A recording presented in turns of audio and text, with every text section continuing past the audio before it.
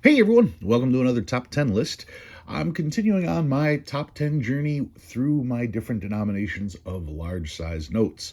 This week we will be tackling my top 10 favorite large size $5 notes. Unfortunately, when I filmed last week's episode, I missed a bill. I missed one so bad. I pulled this bill out for a different video and forgot to put it back in and missed it. So this is an addendum to last week's. This one probably would have ranked about number 3. This is an 1862 $2 bill, the very first legal tender our country ever produced. Such a cool particular note. It has the security feature here where it has the 1, the 2, the 3. On the 1 is highlighted. On the 2, you can see the 2 is highlighted. And on the 3, well, there never was a 3, but there is the proof that we could have had a $3 bill. This features Hamilton on there, and let's just see, printed April 1860, or patented April 23rd, 1860. If we check the series on here, you can see the act of July 11th, 1862, and series 154, patented the 30th of June 1857 on that. Just all kinds of neat little dates. And on the back you've got such cool printing.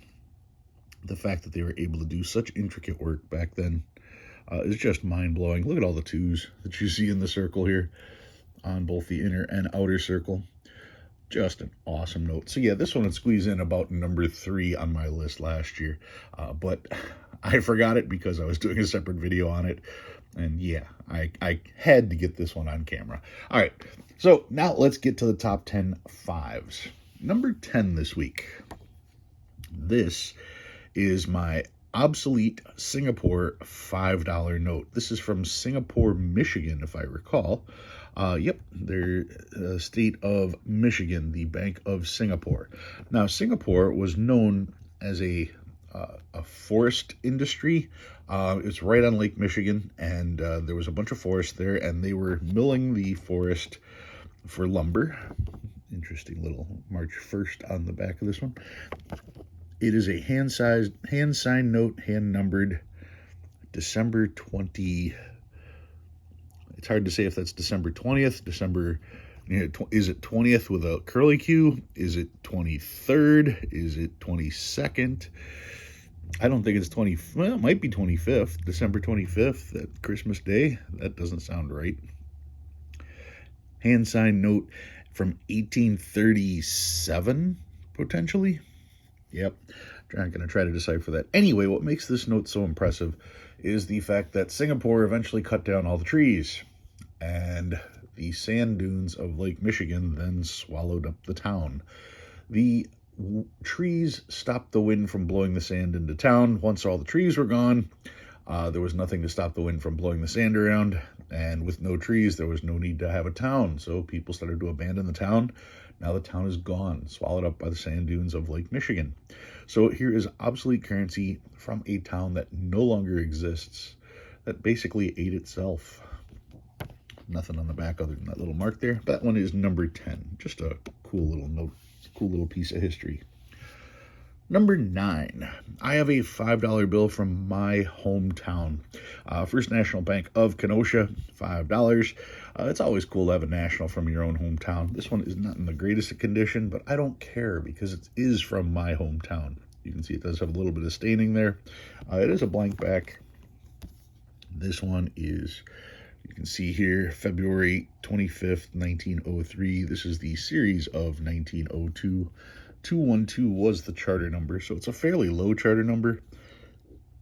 If I want to get technical, it's a trinary. So what? That's not why I bought it. There's no additional value for that, but it is from my hometown, and I always thought that was interesting.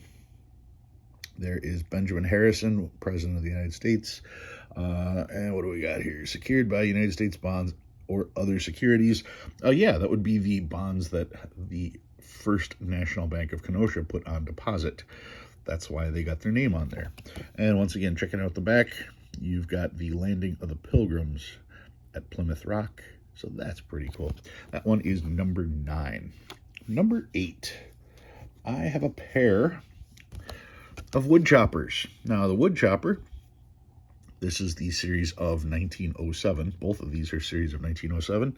You got Jackson right there, and you've got the wood chopper. He's called that because you can see the pile of wood. He's got his axe. He's got his wife, his baby, his cabin, and his dog. Got his rifle right there, too, as well. He probably had a need for a rifle living out in the middle of nowhere doing some hunting. Anyway, the wood chopper, one of the most classic notes that you're going to find out there, does have two slight variations, and you don't really notice them on the front. This one grades a 15, this one grades a 25. I bought this for my collection, but then to see this one that had the public error notation, I decided to get that one as well. What we are talking about on the back is right here for all debts, public and private. You see the U on the public debt right there. And then if we look on this one, you can see that the U in public is broken, and it looks like it says PCB instead of PUB. That is the public error.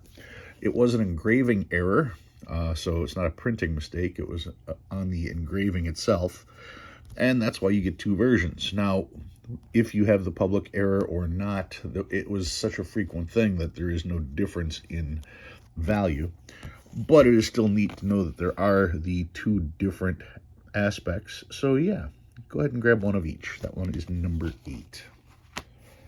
Number 7.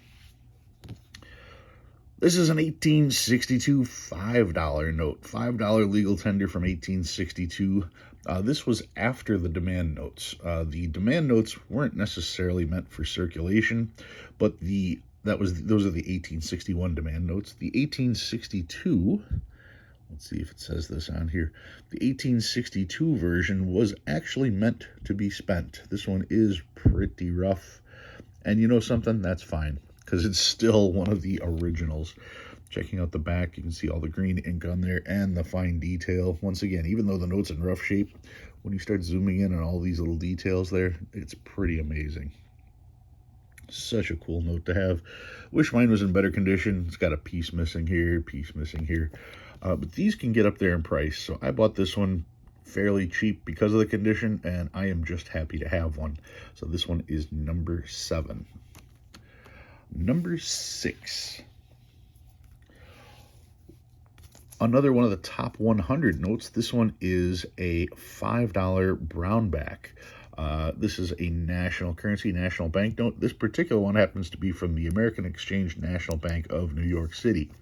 The $5 brownback features Garfield on it right there, and it's called the brownback because of the brown ink used on the back. Each note would have the eagle on this side representing the United States, and then they would have whatever state or territory's motto on this side here. So you can see this one is for New York. Every single state or territory had a different logo on the back, which made these very cool. You can see the charter number printed boldly on the back in this green with the brown on the back. That makes it neat. There's the serial number, or the charter number on the front, 1394. Just a cool note to have. One of the more affordable top 100s. I mean, these start off in the $400 to $500 range. So to be able to add one of these to my collection made me feel good, because it was one of the achievable notes that you can knock off from that top 100. That one is number 6. 10, 9, 8, 7, 6. Number 5. I have my Porthole. This is a 1923 silver certificate, $5 silver certificate called the Porthole. Has Lincoln front and center with this perfectly round United States of America surrounding him. This note had a bunch of controversy because at the time, people would fold this in half and fold it in half again, which means you would end up with these folds that people would say resembled crosshairs through that, and it looked like you were looking down a scope at Lincoln. Thus, the popularity of this note was not very popular while it was in circulation. Because of that, many of these were turned in, and now there aren't a whole lot of these left, which makes them very high demand for collectors. Checking out the back, you have this raised pattern, which you see in notes of the time as well. The $5 1923 silver certificate, the Porthole note featuring Lincoln. That one is number 5. Number 4. Another variant of the wood chopper. This is the 1869 $5 note. This is the rainbow note. You can see here it has the blue that fades into green. You've got the giant red seal here. Paper's a little bit yellowed. You have the black ink and then the green on the back. True rainbow note, all kinds of color on this particular one. The rainbow series can be extremely expensive in good condition. If you're going to get a lesser condition one, make sure you can still see the rainbow. If you're going to pay for the rainbow, you should be able to see the rainbow. All the serial numbers do end in stars. They wanted something at the end to mark the end of the number, so they put a star. These are not replacement notes. So if anyone is trying to sell you a star rainbow, they're all stars. There's nothing special about that. Once again, the same design pattern that you'd see on the wood chopper from the 1907 series. This one clearly says series of 1869. Yeah, I say clearly, and it doesn't say it clearly because of the condition on this note, but it does say series of 1869 right there. And once again, checking out the back, there is the obligation. And let's see, $5,000 fine or 15 years hard labor or both. And what do we got on this side here? This is a legal tender, yes. So that is the $5 rainbow wood chopper. Number 4 on my list. Number 3. This is an 1886 $5 silver certificate. This one is the Morgan back. Features Ulysses S. Grant on the front. My particular one, the seal is slightly faded. There are some that have the seal on this side as well. This note, when I got it, I was questioning whether it was real. I spent more than I should when I had a question on the authenticity, but that's why I sent it in for grading, and it turns out that it was real.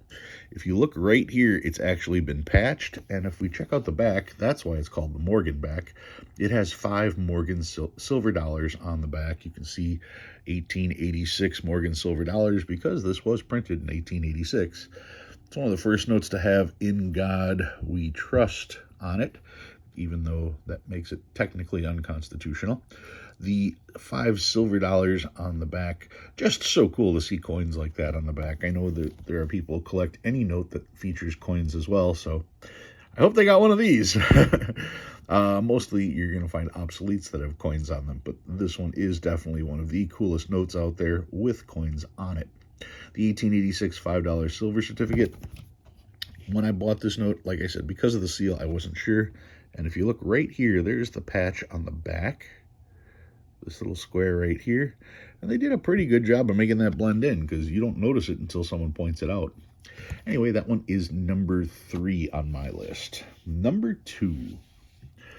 I got my 1899 silver certificate. This is my Chief note. The Chief note from 1899. Mine's got a couple little stains right here. Frankly, I don't care. It got a grade of a 30.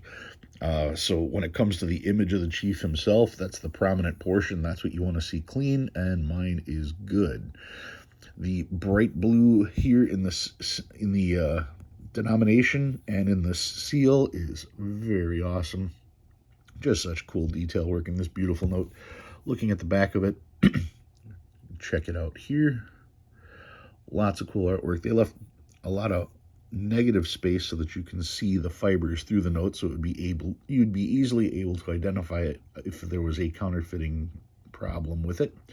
It is marked stained, but they didn't give it the net designation, so I appreciate that. I would much rather have a 30 marked stained than a 30 marked net. Anyway, that one is such a beautiful note. I don't care that it's got a couple of these little stains on there. I'm just proud to have this one. That one is number 2. And finally, number 1, the note that the chief replaced. Here it is, the $5 educational note.